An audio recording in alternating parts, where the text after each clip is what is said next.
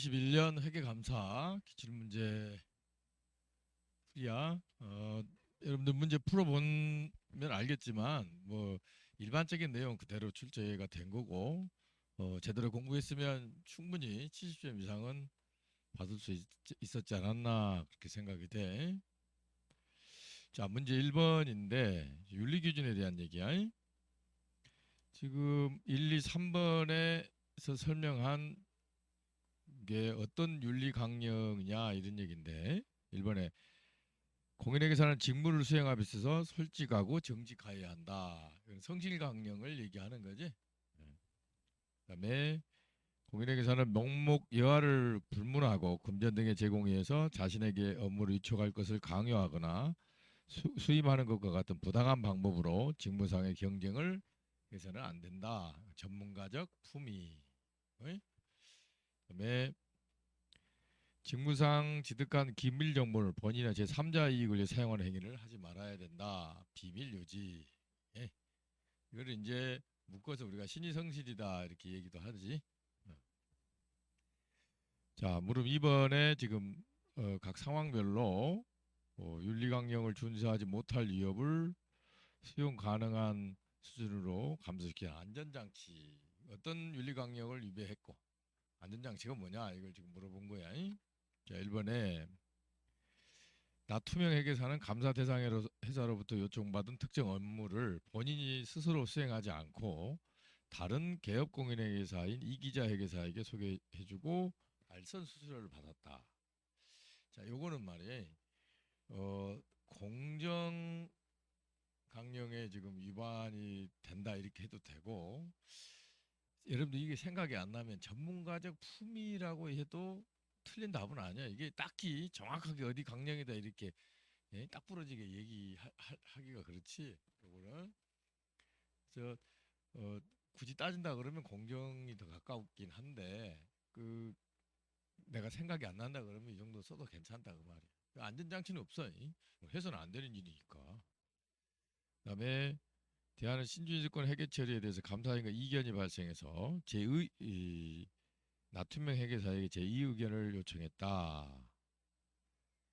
나투명 회계사는 대안이 원하는 답을 얻기에 감사인에게 정보를 제공할 때와는 달리 회사에 유리한 정보만 제공할 가능성이 없다고 판단했다 하는 얘기인데, 이거는 지금 전문가로서의 정당한 주의 강령이야. 이게 제일 적합할 것 같고, 그다음에 뭐 따진다 그러면 전문가적 품위, 공정 이걸 또 생각을 해볼 수 있는데, 응? 그러니까 이거를 정확하게 어느 강령이다 이렇게 얘기하기가 곤란해. 이게 걸면 다 걸리는 거기 때문에, 그지? 그 이런 문제 나왔을 때 너무 이 답에 얽매이지는 말라고 말해. 예? 아마 출제한 사람들도 요거는 웬만큼 맞게 해줬지 않았나 생각이 돼. 그다음에 지금 제 의견 관련해 가지고 안전장치는 기존 공인회계사와 논의를 해야 되고 제2 의견의 한계를 설명하고, 그다음에 기존 공인회계사에게 제 의견 사본을 제공한다는 얘기지. 이거 뭐 책에 있는 거 그대로 쓰면 되는 거니까. 그다음 물음 3번인데 독립성 훼손 위협을 물어봤다. 1번에 한국해결법인의 업무 수행 이사인 나투명회계사는 주택담보대출로 9천만 원을 차입한 상태에서 대한은행과 감사계약을 체결했다. 이거는 뭐 정상적인 영업활동 관련된 거니까 전혀 뭐 문제가 안 돼. 그 독립성을 충족하는 거고. 그 위협을 물어본다 그러면 이기적 위협이지. 한국해법인은 대안에 대한 감사 업무 관련된 채권 5천만 원과 금전 소비 대차 거래로 채권 1억 2천만 원을 갖고 있다. 여기 지금 감사 업무와 관련한 채권은 그건 영업활동과 관련된 거니까 그거 제외하고 금전 소비 대차로 해서 1억을 넘어갔어. 그러니까 이거는 독립성을 충족하지 못한다는 거. 관련 위협은 이기적 위협이다 하는 얘기지. 그다음에 한국해법인은 대한의 신규 감사인이며 업무 수행 이사의 배우자는 재무 담당 이사에다가 2년 전에 퇴직했어. 우리가 1년 전까지는 지금 문제가 되는데 2년 전이면 괜찮아. 그런데 퇴직 후에 주식을 가지고 있네. 이 배우자가 주식 가지고 있는 것도 걸려. 그래서 독립성을 충족하지 못한다. 이것도 이기적 위협이야. 한국회계법인은 만세 재무정보 체계 구축 용역을 제공하고 있는 상태에서 지금 지배기업인 대한과 연결재무제표 감사계약을 체결했어. 지배기업이라 하더라도 그냥 당사기업으로 생각하면 돼. 이거는 독립성을 충족하지 못한다. 자기검토 위협이지. 이거는 지금 재무정보 체제 구축 자체는 해서는 안 돼. 금지된 영역이야. 자, 문제 4번 얘기인데 지금 5년간 감사하고 있는 아토미क 회사는 감사 시즌이 끝난 후 재무담당 부장으로 이직할 예정이래. 감사 대상회사에. 이때 안전장치를 한번 얘기해봐라 하는 얘기인데 지금 인증의뢰인과 고용협상을 시작하는 해당 개인에게 이런 사실을 회계법인에 통보하도록 요구하는 정책이나 절차가 있는지. 그러니까 회계사들이 지금 감사하다가 감사 대상회사로 이렇게 이직한단 말이야. 그럴 경우에 처음에 지금 이 업무가 뭐지 그 계약을 할 때, 임용 계약을 할 때 요것들을 분명하게 언급을 해놔야 돼. 고용 계약을 할 때. 너 만약에 그런데 이직하려고 하면 반드시 회계법에 통보해라 하는 얘기야. 그런 절차가 반드시 있어야 되고 안 그럴 때는 페널티를 물어야 돼. 그지? 그다음에 당연히 얘는 업무에서 제외시켜야 되지. 이 사람을 업무에 참여시키면 독립성에 크게 위협이 되잖아. 그지? 자, 물음 5번, 6번인데 지금 감사 현장 책임자가 재고회사 평가 손실이 지금 금액이 큰데 중요성 금액 크게 상회하는데 지금 수정을 안 한다 그랬네. 그래서 업무 수행 예산은 그냥 넘어가자 이런 얘기야. 자, 이렇게 그렇게 되면 지금 구성원 간에 감사인 구성원 간에 지금 다툼이 있는 거 아니야? 예, 일대 어떤 조치를 취해야 되느냐? 일단 구성원하고 얘기를 한번 해보고 회계법인이 지배국에게 지금 자문을 구할 것인지 고려해보고 한국공인회계사이나 법률 전문가에게 예, 조언을 요청하고 그래도 안 되면 그 사인하면 안 돼, 그지? 해당 사항과 연관을 거부한다 하는 얘기고. 이런 상황에서의 지금 가장 효과적으로 생각되는 제도가 있냐? 감사인 교체 제도가 있잖아, 그지? 이거는 독립성이 훼손될 위협을 방지한다. 그 유착 위협 아니야, 그지? 유착 위협을 방지하는 가장 좋은 게 감사인 주기적으로 교체해 주는 거 아니야, 그렇지? 그래서 문제 지금 1번 자체는 아주 평이하고 구성이 아주 잘 돼 있지. 예. 문제 2번 얘기인데 자, 물음 1번에 감사 대상 재무제표는 경영진에서 작성이 되는데 경영진의 책임 중 두 가지를 한번 더 써봐라 해서 원래 지금 첫 번째 책임이 재무제표 작성 책임 아니야, 그지? 그 외에도 내부 통제에 대한 책임, 그 다음에 관련 자료를 감사인에게 제공할 책임, 그지? 세 가지인데 뭐 하나는 제시돼 있으니까 이 두 가지 추가로 더 쓰면 되고. 그다음에 지금 감사 기준서를 준수해야 되는데 어떤 상황에서 이탈을 할 필요가 있다 했을 때 감사 기준서 자체를 이탈해야 될 상황이 뭐냐 이 얘기야. 전체가 관련이 없다. 그다음에 요구사항이 조건부인데 그 요구사항이 관련이 없다. 조건이 존재하지 않아서 요구사항이 관련이 없는 경우 이런 것들은 뭐 이미 누차 강조했던 거니까 충분히 쓸 수 있어야 돼 이런 것들은. 그다음에 물음 3번에 지금 우리 감사 자체는 합리적 확신을 지금 얘기를 하는 거지. 왜 절대적 수준의 확신을 요구하지 않느냐? 그는 이 감사의 고유 한계가 존재하기 때문이다 이런 얘기야. 그래서 이 사람이 지금 출제한 사람이 뭘 얘기하는지 모르겠는데 그냥 회계 감사의 고유 한계를 설명하라 이렇게 해도 될 것 같은데 이 고유 한계에 대해서 몇 가지만 쓰면 돼. 이걸 뭐 어떻게 다 쓸 수는 없는 거야. 일단 재무보고의 성격인데 재무제표 작성을 할 때는 수많은 추정을 할 수밖에 없어. 주관적인 평가나 불확실성이 존재하다 하는 거. 그다음에 지금 감사 대상회사가 완전한 정보를 제공을 안 할 수도 있고 공모를 통해서 조작할 수도 있는 거고. 그럼 감사가 무슨 우리가 경찰, 검찰 수사는 아니잖아, 그지? 그 법적 한계가 있다 이런 얘기고. 또 합리적인 시간에 합리적 비용으로 지금 감사를 수행해야 되기 때문에 절대적 확신에 입각하는 감사를 수행할 수는 없다 이런 얘기야. 뭐 요 정도 해서 여러분들 이걸 다 쓸 수는 없는 거고 여러분들 생각나는 대로 몇 가지 이렇게 쓰면 돼. 이거는 내가 지금 책 보고 내가 쓴 거지. 여러분들 시험장에서 이거 어떻게 다 써? 못 써. 그거는. 너무 지금 내가 여기 풀이한 것에 대해서 그렇게 스트레스 받을 필요는 없어. 이거 다 보고 쓴 거니까. 그렇게 나도 그렇게 못 써.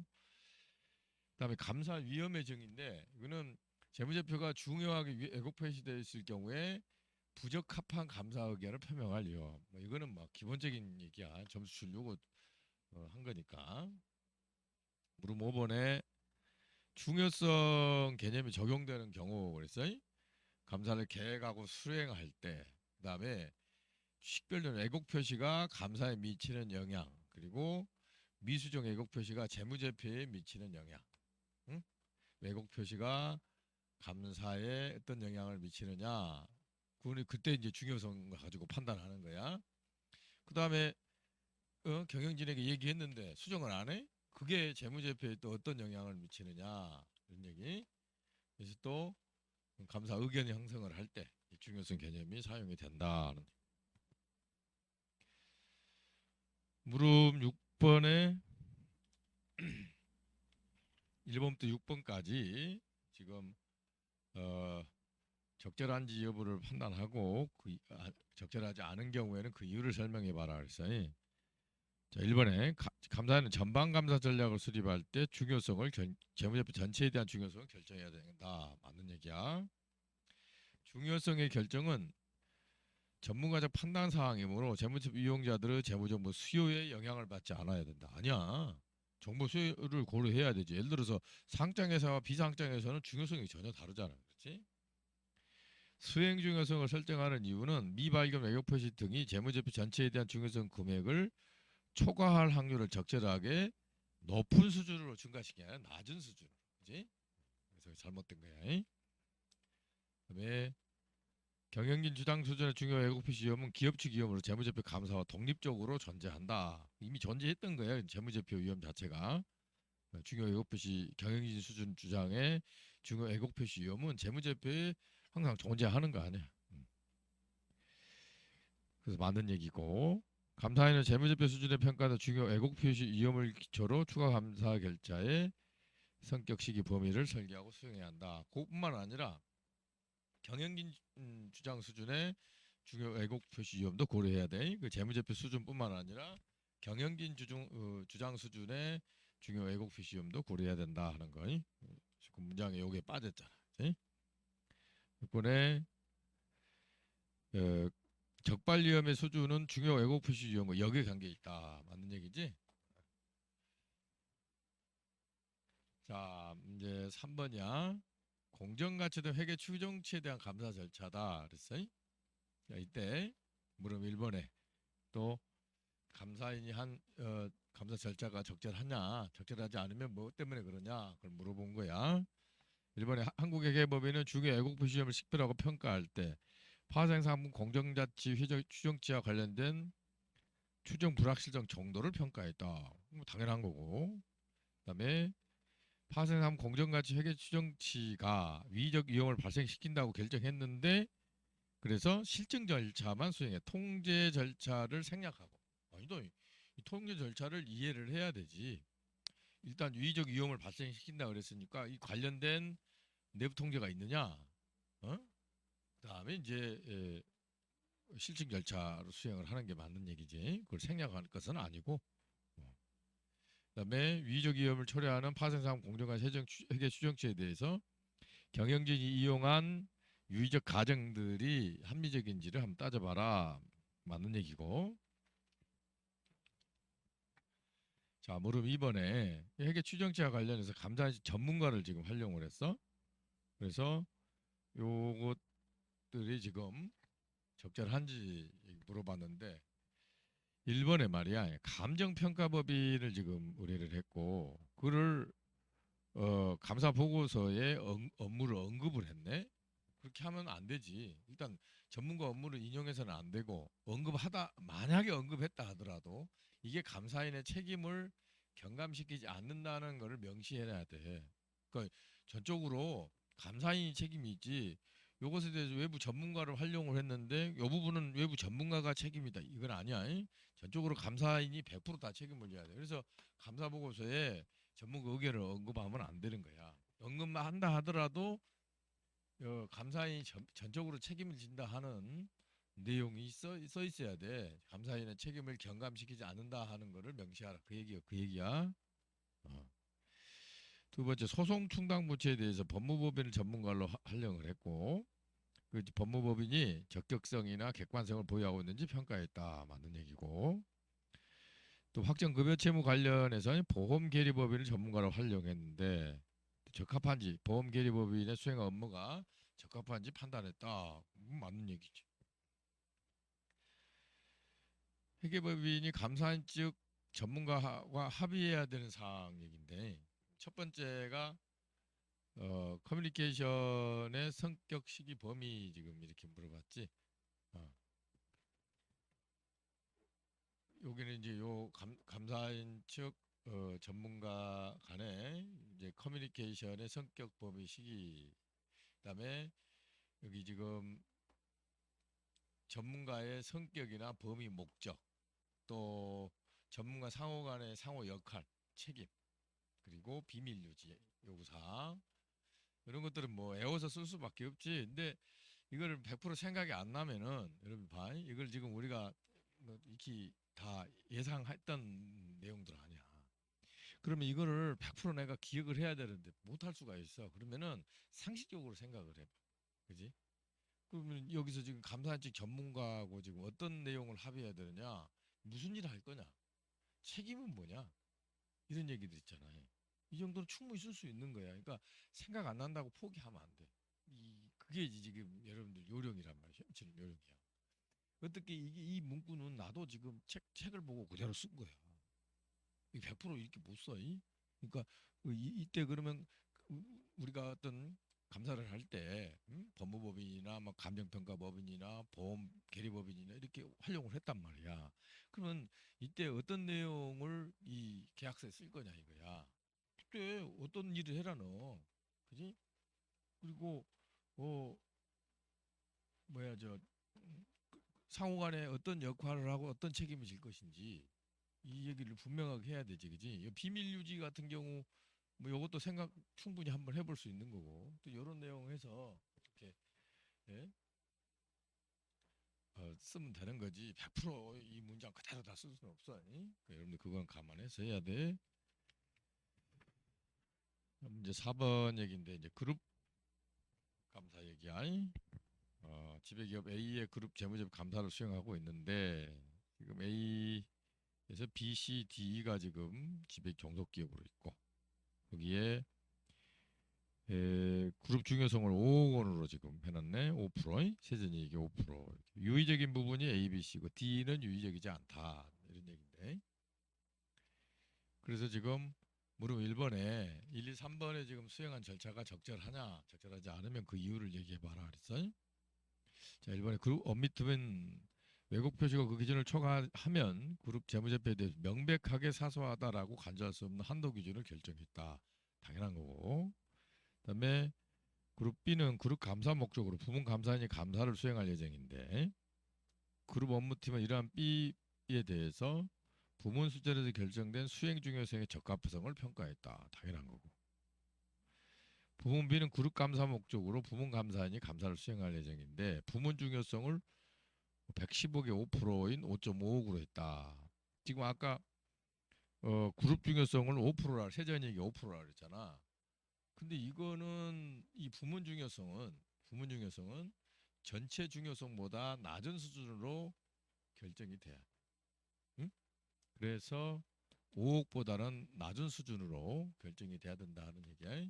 그렇게 쓰면 돼. 여기서는 지금 이제 원래 기준서 문구는 그렇게 돼 있지. 부문 중요성은 그룹 재무제표 내의 미수정 왜곡 표시와 미발견 왜곡 표시 합계가 전체 중요성을 낮은 수준으로 감소시키기 위해서 중요성보다 낮게 설정돼야 된다 이렇게 돼 있잖아. 근데 이걸 그대로 쓰기는 힘들어. 그러니까 부문 중요성은 전체 중요성보다 낮게 설정돼야 하기 때문이다. 그렇게만 써도 충분해. 100점짜리 답은. 자, 그럼 이번에 업무 유형 결정과 관련한 수행한 절차다 그랬어요. 1번에 그룹 업무팀은 개별적인 재무적 유의성으로 해서 B를 유의적 부분으로 식별을 했고, 부문 B의 부문 감사인에게 그룹 재무제표에 발생 가능한 유의적인 중요 왜곡 표시 유형과 관련된 특정 감사 절차를 수행하도록 요청했다. 그게 아니야. 부문 중요성을 적용을 해서 감사하도록 요청을 해야 돼. 무슨 특별 감사 절차를 요구할 게 아니고, 이 재무적으로 유의적인 부분이기 때문에. 이번에 부문 C는 그룹에 대해서 개별적으로 재무적 유의성이 있지는 않다. 다만 그룹 C가 그룹 재무제표에 대해 유의적인 중요 왜곡 표시임을 포함하고 있을 것 같아서 유의적 부분으로 식별했다.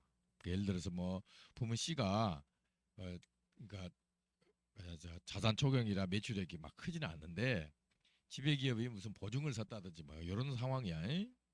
그때는 부문 중요성을 사용해서 감사를 수행하도록 요청했다. 그렇게 맞는 얘기고, C는 유의적이지 않은 부분에 대해서 분석적 절차를 수행했다. 또 맞는 얘기야. 그래서 그룹 재무제표 관련된 감사 그게 어렵지는 않지. 자, 문제 5번 얘기인데 지금 감사 보고 관련된 후속 사건 관련된 얘기인데, 자, 보자고. 지금 물음 1번은 말이야. 상황 1번부터 5번까지 어떤 감사 의견을 제시해야 되고 강조 사항이나 기타 사항 문단에 내용이 들어갈 게 있냐 없냐 지금 이걸 물어본 거야. 이제 상황 1번부터 한번 보자고. 나투명 회계사는 X2년 1월 30일에 대규모 화재가 발생해서 손실 금액이 500억 원으로 수정이 됐대. 근데 이걸 주속으로 공시하지 않겠다는 거야. 그럼 뭐야? 이거는 지금 여기 재무제표에 미치는 영향이 중요하고 전반적이다 그랬어. 자, 이게 중요하고 전반적이라고 했기 때문에 부적정 의견. 주의할 게 주속도 재무제표니까 재무제표로 봐야 되지. 그러니까 우리가 어떤 재무제표 본문에 들어가는 금액 자체를 누락을 했다. 이것만 지금 그렇게 따질 게 아니라 공시도 재무제표 주석 자체 주석 공시도 재무제표이기 때문에 주석 공시를 누락을 해도 재무제표의 본문에 들어가는 금액이 누락된 거하고 똑같은 거야. 그렇게 생각을 해야 돼. 그래서 부적정 의견이고, 이렇게 부적정 의견일 때는 강조 사항이나 기타 사항에 추가로 더 언급할 얘기는 없어. 상황 2번에 주석으로 공시했대 이거를. 지금 이제 강조 사항에서 한 번 더 얘기할 건 있지. 상황 3번에 재고사상 실세 입회를 못했어. 이때 중요하지만 전반적이진 않다. 한정 의견이지. 한정 의견이니까 굳이 여기다 뭐 강조 사항이나 기타 사항에 쓸 얘기는 없고. 그다음에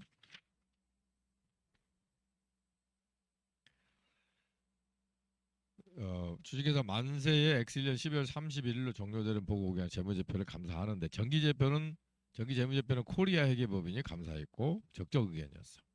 그런데 감사 조서를 전임 감사인의 감사 조서를 열람하지는 못했고,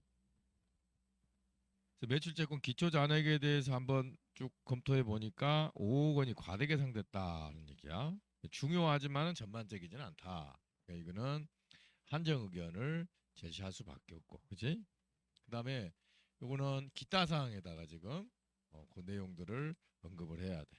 이건 지금 단기 재무제표하고는 관계 없잖아, 그지? 예, 기타 사항에다가 그 내용들을 언급을 해야 된다는 얘기. 그다음에 상황 5번에 이사 의사를 검토하던 중에 특수관계자 거래가 있다는 것을 알게 됐는데 이것에 대해서 감사 증거를 수집을 못해서 이게 중요하고 전반적이다. 이건 뭐야? 의견 거절이야.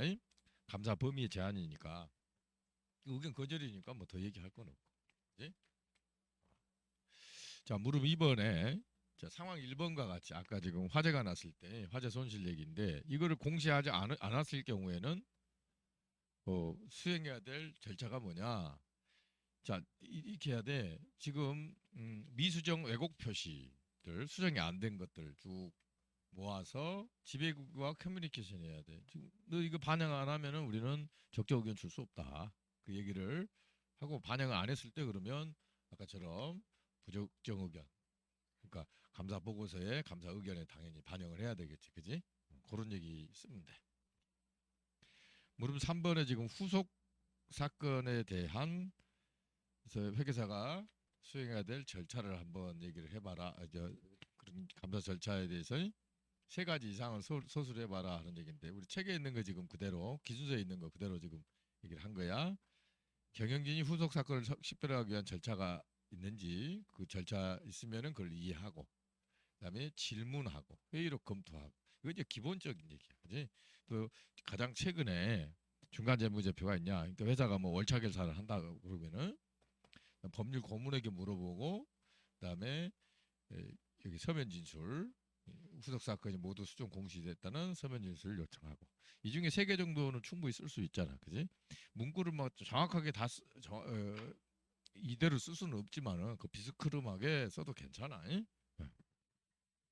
자, 문제 5번, 물음 4번에 지금 감사 보고서일이 X2년 2월 25일인데 지금 상황이 이래서 제시한 사건을 지금 X2년 3월 2일, 그러니까 재무제표 발행 전이야.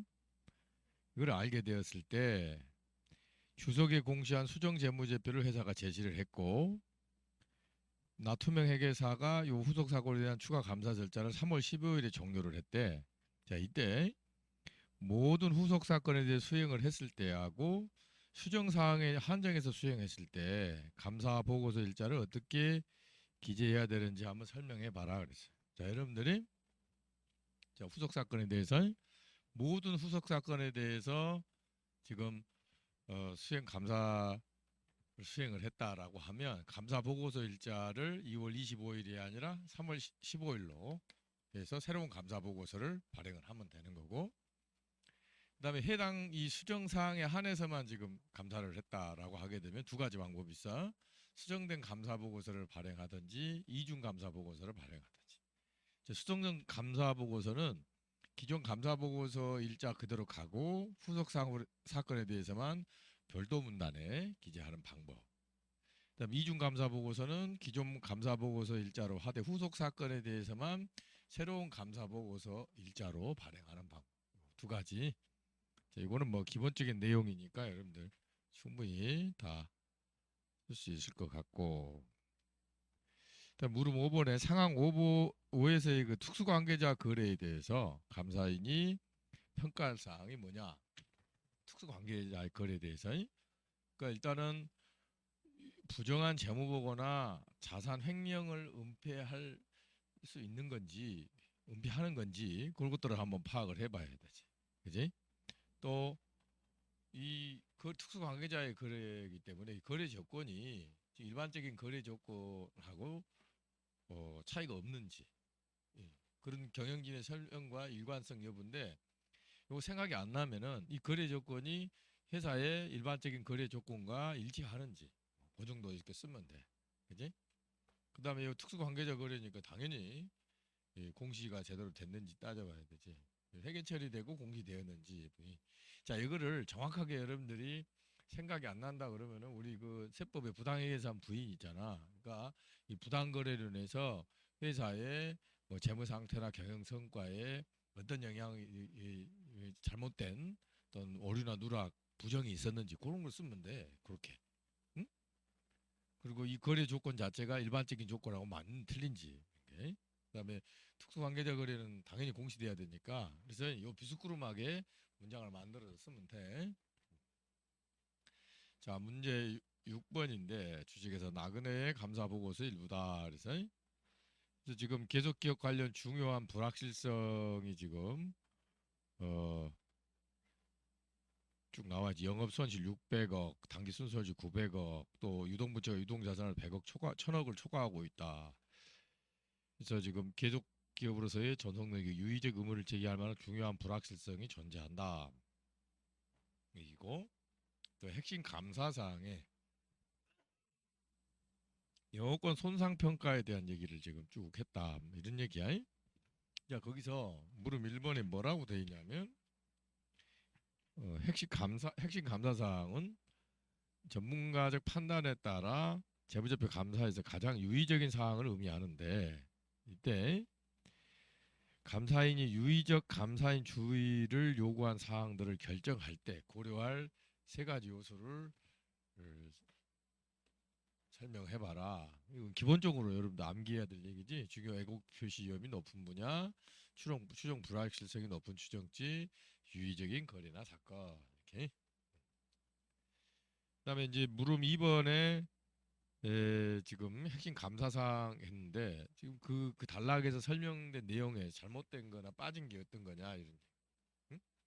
그게, 자, 이 핵심 감사사항은 이미 재무제표 감사 의견을 형성할 때 다루어진 사항이다, 반영된 사항이고 별도로 의견을 제시하지는 않는다. 그리고 요 핵심 감사 사항에 대해서 재무제표에 어디에 더 추가적으로 공시가 돼 있고, 또 왜 우리가 이 사항을 핵심 감사 사항으로 결정을 했는지 그 이유, 이런 것들을 추가로 더 서술을 해야 되는데 그 내용이 지금 빠져 있다, 그런 얘기야.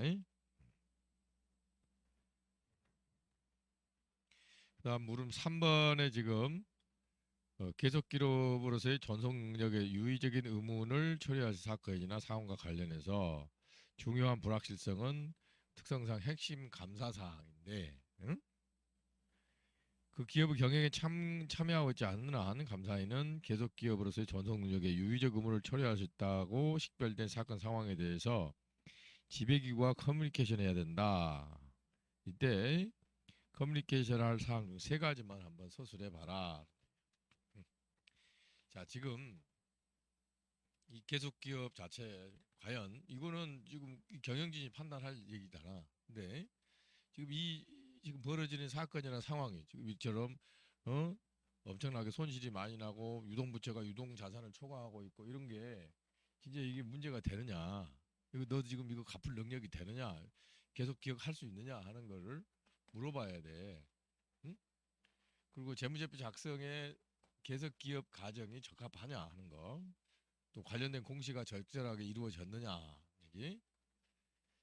자, 이 관련해서 감사 보고서에 충분히 이런 것들이 언급이 됐고 반영이 됐는지 그것들을 검토를 해야 되지. 이것도 뭐 일반적으로 어,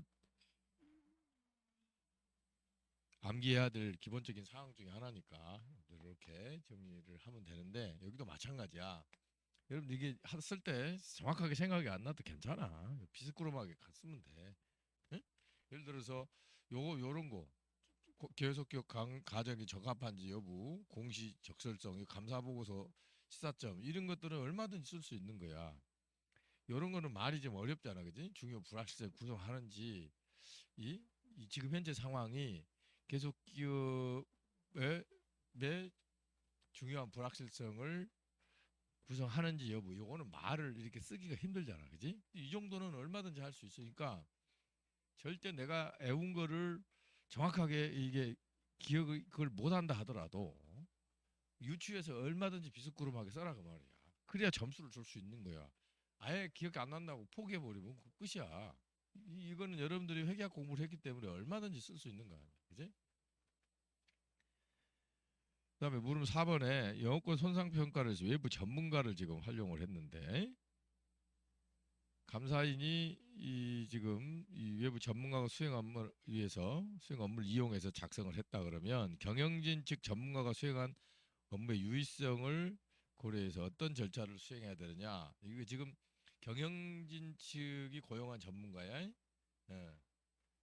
그러면 이 사람이 수행할 업무를 파악을 하고 그다음에 업무가 적합했냐 하는 걸 평가해봐야 된다 하는 얘기인데, 여기도 마찬가지야. 이거 뭐 충분히 있을 수 있는 거이기 때문에 포기하지 말고 그 내용 자체 끝까지 한번 고민해서 그 문장을 만들어 봐야 돼. 응? 문제 7번 얘기인데, 감사 증거는 감사인이 감사 의견의 근거가 되는 결론에 도달할 때 이용한 정보를 의미한다. 근데 물음 1번에 기업이 생산한 정보의 신뢰성 검증이 지금 점차 중요해지고 있는데, 그 매출 채권 연령 분석 프로그램을 통해서 지금 어, 정보를 입수했을 때 이게 감사인이 요 감사 증거로 사용하기 위해서 이게 충분하고 신뢰할 만한 건지 평가를 해야 돼. 이때 두 가지 감사 절차를 한번 얘기해봐라 하는 얘기인데, 지금 전산 시스템을 이용을 했을 때는 일단 전산 시스템의 내부 통제에 대해서 통제 테스트를 해봐야 돼. 응? 뭐 방법은 여러 가지가 있잖아. 일단 여러분들이 쓸 때 이 회사가 채택한 이 전산 시스템이 제대로 작동이 되는지 한번 판단을 해보고, 그 다음 얘기가 뭐야? 그래, 원천 징빙이 정확한 건지 완전하게 반영이 된 건지 실제 존재한 건지 이런 것들을 지금 어, 평가한다는 얘기인데, 그러니까 지금 정보 시스템 자체 전산 시스템이 제대로 작동이 되는지 원천 데이터가 제대로 된 건지 그걸 파악하라 그 말이에요. 그지? 자, 물음 2번인데 지금 각 그 물줄진 내용이 제대로 된 것인지 물어봤어. 그 안 되면은 그 이유를 써봐라 하는 얘기인데, 1번에 지금 회사가 원천징빙의 신뢰성이 낮다고 했는데 그때 표본 수를 증가시키면은 보완할 수 있지 않냐? 아니야. 원천징빙 자체가 신뢰성이 낮기 때문에 표본 수를 늘린다 하더라도 품질이 올라가는 것은 아니지. 두 번째로 지금 매출 계약에 대해서 외부 조회를 한번 하고 싶다는 건데, 이게 외부 조회라는 거는 계정 잔액에만 관련된 건지 계약에도 지금 이거를 쓸 수 있느냐 이 얘기야. 쓸 수 있어. 외부 조회라는 거는 외부 사람한테 확인하는 거야. 그러니까 잔액만 확인하는 게 아니라 진짜로 계약이 있었는지 확인하는 거 아니야. 그지? 그러니까 이 외부 조회 자체를 꼭 채권 채무 잔액에 대해서만 확인하는 걸로 생각하면 안 돼. 실제 그런 사실이 있었는지 사실 확인 여부도 얼마든지 쓸 수 있는 테크닉이야. 3번에 매입 채무 과소 계상 여부를 확인하기 위한 실증 절차를 수행하는데 후속적인 지급 거래 미지급 송장, 매입처 계산서, 검수 보고서를 테스트한다. 맞는 얘기고. 네 번째, FOB 선적지 조건, 도착지 조건으로 수출을 하는데 지금 회사가 요 선적 서류와 송장만 지금 제시를 했네. 이게 지금 적합한 감사 증거냐? 지금 선적지 조건은 모르겠는데 도착지 조건이라기 때문에 도착 일자를 확인할 수 있는 증빙도 확보를 해야 돼. 그래야 수출 매출 귀속 시기, 기간 귀속 자체 그걸 평가할 수 있지 않겠냐 이런 얘기. 다섯 번째로 투명의 기사는 적극적 조회를 통해 실제성을 확인하려고 하는데 이게 지금 공란 형태의 조회서를 발송할 계획이고, 이렇게 되게 되면 회신율이 더 낮을 수 있다. 그렇지? 회신율이 분명히 낮아지지 그거는. 자, 이제 문제 8번 얘기야. 한국회계법인이 지금 코로나 바이러스로 해서 영업 및 재무의 유의적인 영향을 받고 있는 지금 주식회사 대안에 회계 감사를 진행을 하고 있다. 뭐 이런 얘기야. 그래서 자, 물음 1번에 한번 봐봐. 지금 코스닥 상장 추진을 목표로 지금 중간재무제표 감사계약을 체결했는데 지금 이 매출채권 조회에 대해서 금액이 너무 차이가 많이 나. 그래서 지금 어 회계법인이 이거는 감산을 못하겠고 검토로 바꿔야 되겠다 이렇게 얘기를 했어. 그러니까 지금 충분하고 신뢰성 있는 감사 증거를 확보를 하지를 못했으면 감사를 못한다 이 얘기야. 그래서 검토음으로 바꿔달라 했는데 이거는 안 되겠다 이렇게 얘기를 해. 그럼 어떻게? 그래요. 감사 계약을 해지해야 돼. 그리고 지배기구나 기타 이해관계자들에게 그런 사항을 보고할 의무가 있는지 검토해서 있으면은 보고를 해주고. 그래서 이와 같이 이렇게 지금 금액이 이렇게 차이가 많이 나는데 덕복 이렇게 감사계약 체결해서 의견 제시하면 안 되지. 문제 물음 2번에 지금 높은 중요하게 이용할 가능성이 높은 항목이 지금 법인세 비용 차감전 계속 영업이익이다. 그래서 재무제표 수준의 중요성을 법인세 비용 차감전 계속 영업이익의 일정 비율로 정했는데, 자, 중요성 결정과 관련해서 반드시 문서화할 게 뭐냐 이게 문서화할 게. 응? 거기 지금 예시된 재무제표 전체에 대한 중요성, 그다음에 특정 거래 이용과 계정 잔액 및 공시에 대한 중요성, 수행 중요성, 또 감사 진행에 따라서 요런 것들 재무제표 전체의 중요성, 요 거래 이용 계정 잔액 공시에 대한 중요성, 수행 중요성이 수정된 내용, 그런 것들을 다 문서화해야 된다 이런 얘기야. 두 번째로 제품 판매 단가 급격한 하락으로 재고자산 평가 손실로 인해서 법인세 비용 차감전 순이익이 계속 영업이익 정기와 대비해서 유의적으로 감소했다. 근데 회사는 지금 일시적인 상황이다 그렇게 얘기를 했어. 그러면 감사 계획 단계에서 사용한 연간 재무 결과 예측과 실제 재무 결과 간의 유의한 차이가 있어 중요성 결정 방법을 지금 변경하기로 하는데, 이때 가장 중요한 중요성 가장 적합한 중요성 결정 방법과 그 이유가 뭐냐 말이야. 우리가 지금 법인세 비용 차감전 순이익을 얘기했잖아, 그렇지? 음. 그러니까 이것 자체를 지금 회사가 지금 어, 이 법인세 비용 차감전 순이익이라고 얘기했지만 이게 변동성이 크기 때문에 평균화된 거. 과거 실적의 기초에서 평균화된 금액으로 지금 세전이익을 법인세 비용 차감전 계속 영업이익을 사용하면 어떻겠냐 이 얘기야. 그 이유가 금방 얘기한 변동성이 크기 때문에. 그래서 지금 올해 법인세 비용 차감전 순이익만 가지고 따지지 말고 이렇게 금액의 변동성이 크니까 과거 뭐 3 내지 5개년치 평균치를 사용하는 게 바람직하다 그런 얘기야. 네? 요거는 모르겠어요. 지금 출제한 사람의 답이 이거 아니고 뭐 다른 얘기를 할 수 있을 수도 있어. 이반 이런 케이스 문제는 정답이 없어. 그거는 뭐 출제한 사람 마음이야. 이런 것들은 전부 다 지금 책에 나와 있잖아요. 기준서에 나와 있으니까 있는 그대로 쓰는 거야 이거. 그런데 이렇게 케이스 문제들은 그런 우리가 생각한 대로 그냥 합리적으로 판단해서 쓰면 돼. 오히려 이런 것들이 더 점수 받기 쉬워. 이런 것들이 이런 것들 아까 얘기한 거 이런 것들은 케이스들이 오히려 훨씬 더 이런 것들 있잖아. 잘 생각을 해서 답을 쓰면 오히려 점수 받기가 더 쉽다 그 말이야.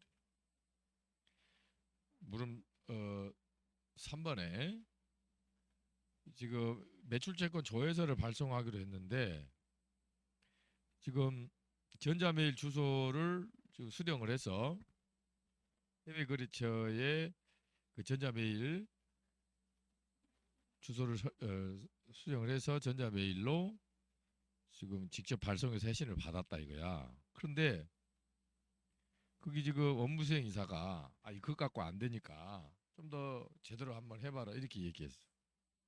그럼 내가 지금 저 해외 거래처의 담당자 이메일을 받아서 직접 주고 받았는데 이것도 지금 못 믿겠다 이렇게 되면 서면으로 회신해 달라고 한다든지 아니면 직접 전화를 해야 돼.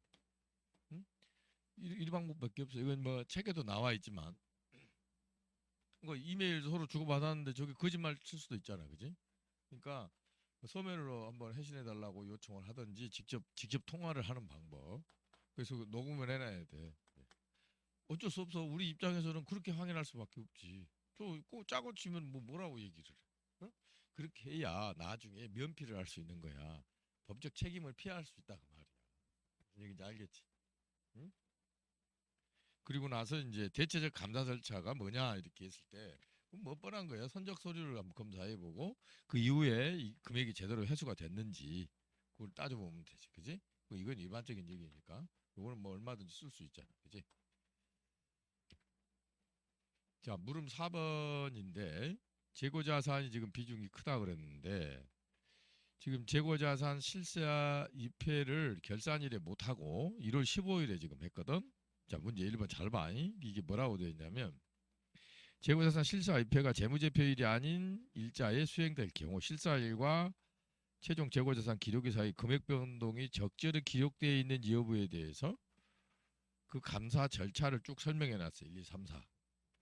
이때 관련이 없는 건 뭐냐? 1번이야. 나머지는 봐라. 재무제표일하고 요 재무제표 재고자산 실사입회일하고 요 사이에 변동된 거를 파악하는 데 필요한 감사 절차예요. 1번. 2번 봐봐.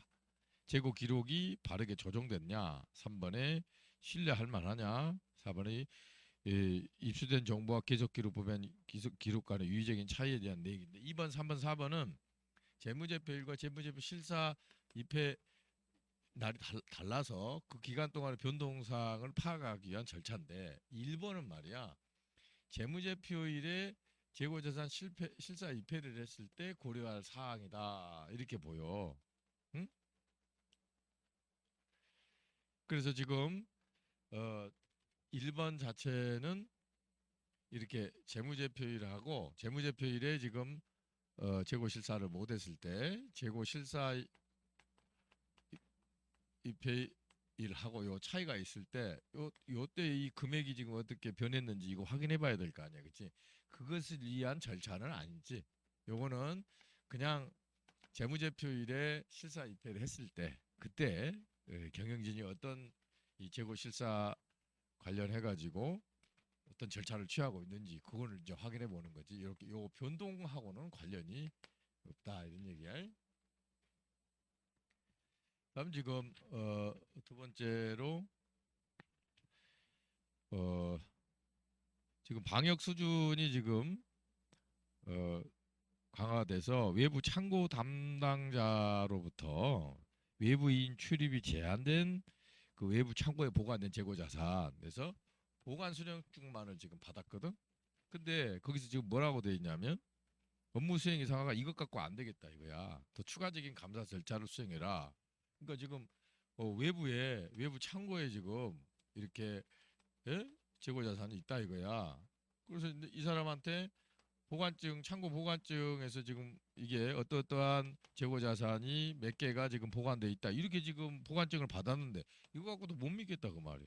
그럼 어떻게 해요? 왜 직접 재고 실사해요? 직접. 이걸 못 믿겠으면 재고 실사를 직접 할 수밖에 없어. 만약에 이거를 요걸 말이야.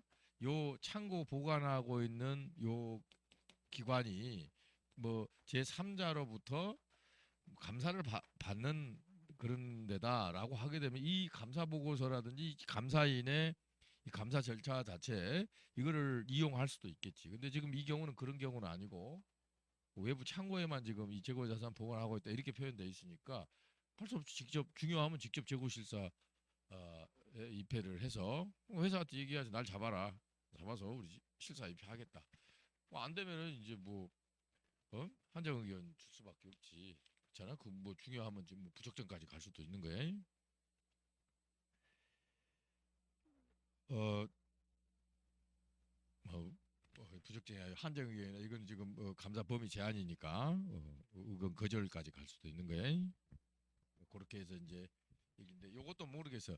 지금 나는 이렇게 답을 했는데 이거를 출제한 사람이 뭐라고 뭔 생각 갖고 냈는지는 난 모르겠다. 내 판단은 그렇다고. 네? 물론 5번에 코로나 상황이 생산전 저하 매출에 감소, 기존 채권에서도 부정적인 영향을 미칠 수 있고 이로 인해서 회사의 재무 상태와 재무 성과에도 유의적인 영향이 발생할 수 있다고 주석에 기재를 했는데 이제 이때 적정 의견을 표명하기로 했고 그럼 감사 보고서에 추가할 것을 고려할 수 있는 문단의 종류와 선택과 근거를 해봐라.